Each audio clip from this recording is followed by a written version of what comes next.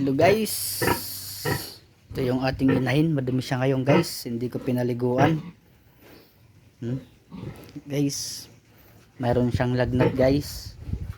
Yan siya, nahiga siya. Nilagyan natin ng electric fan guys. Wala po siyang gamot na tinuturok kapag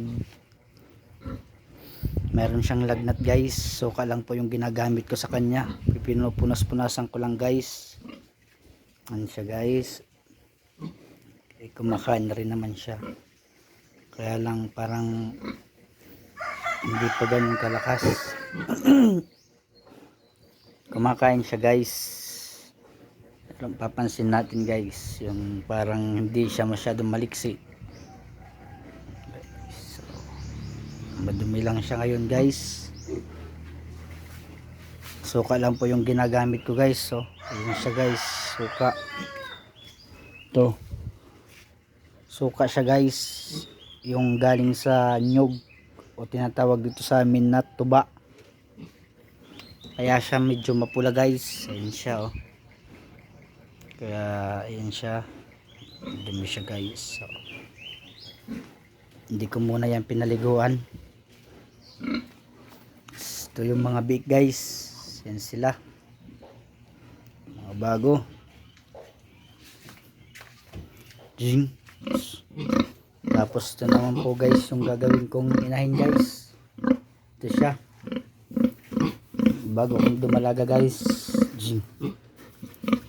Jing. Yan po, meron siyang 16 na didi. Yan siya guys, mga buhay.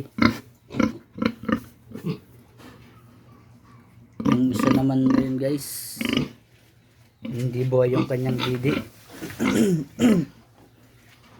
15 piraso yung didi niya. Pero kung mapapansin natin, parang mas maganda yung katawan ng isa. Yun nga lang, yung didi kasi mas mahaba yun kaysa dito. Yung diferensya lang guys, hindi buhay yung didi niya, mayroong patay na isa.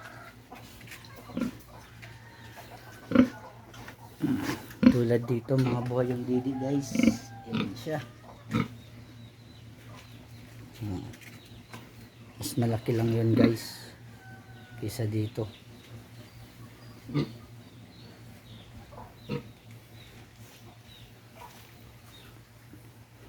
Yung nanay nito guys, ayun yung nandoon.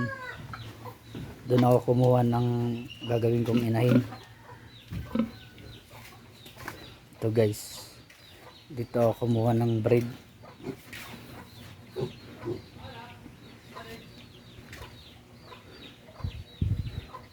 Ito siya guys.